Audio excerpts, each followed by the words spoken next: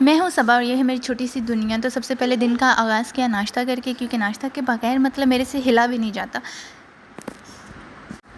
नाश्ता इसलिए किया था जल्दी, क्योंकि आज जल्दी उठ गए थे, मशीन लगानी थी, कुछ काम भी थे और ऊपर से फिर वो जो रात वाला आपको बताया था व्लॉग में, वही सब कुछ गर्म किया और वही खा लिया था अल्लाह का शुक्र अदा करके। उसके बाद सास को नान दिया था और चने बनाए सास के लिए, बनाए कह रही बाज़ार से मंगवाए। तो वो करने के बाद सास को दिया क्योंकि उन्हें खाना था और उन्होंने मुझे कहा कि आज मुझे करेले खाने हैं, तो तुम करेले बना देना, क्योंकि मैं बहुत मज़े के करेले बनाती हूँ।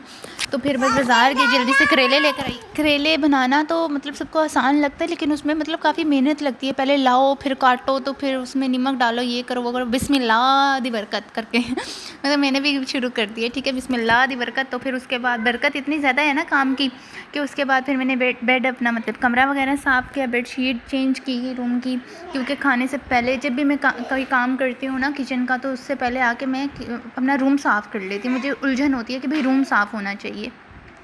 उसके बाद फिर सारा कमरा वगैरह साफ़ किया, डस्टिंग की।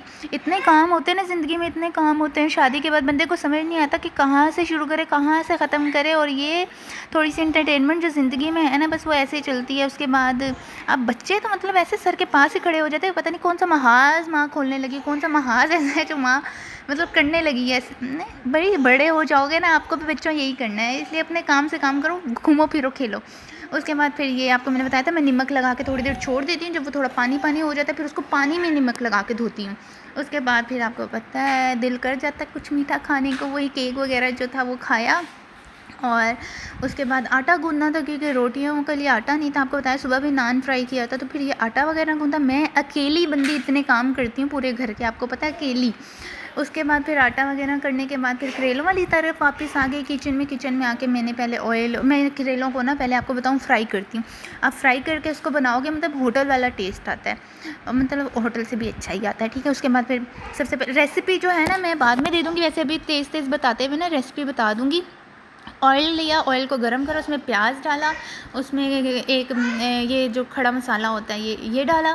और उसके बाद ना सारे मसाले मैं आपको बता देती हूँ। धड़ा मिर्च, सूखी मिर्च, धड़ा मिर्च, लाल मिर्च, सूखा धनिया, और ये अभी आपको मसाले दिखाऊंगी। अदरक लहसुन का पेस्ट डाल के फिर इसको अच्छी तरह से भुनाई करनी है। जब भुनाई की खुशबू आने लग जाएगी ना, कि मतलब इसमें खुशबू आ रही है, तो फिर उसमें आपने डाल देना है चिकन, मतलब मुर्गी, मतलब मुर्गा, ठीक है। फिर आपने उसमें वो डाल देना है चिकन।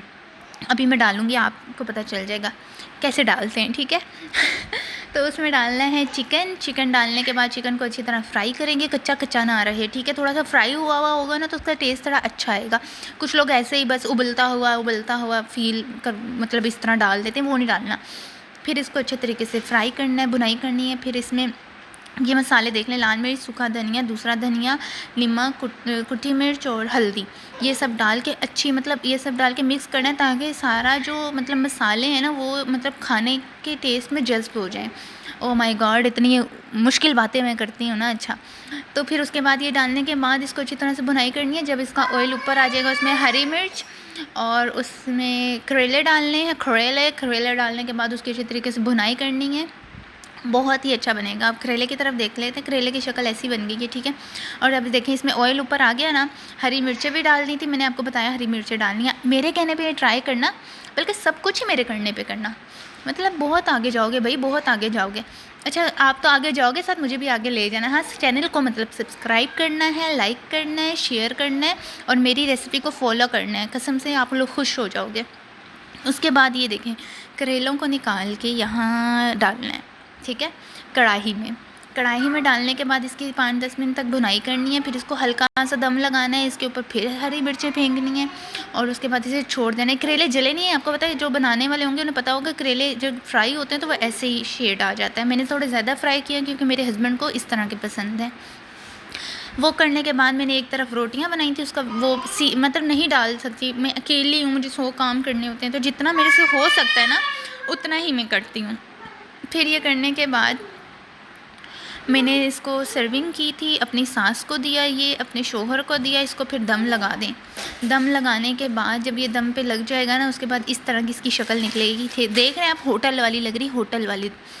फिर साथ मैंने क्यूकम्बर काटे, फिर मैंने रायता बनाया, फिर पानी शानी का इंतज़ाम करके अपने शोहर को कहा कि आएँ और खाएँ और मेरी तारीफ़ करें।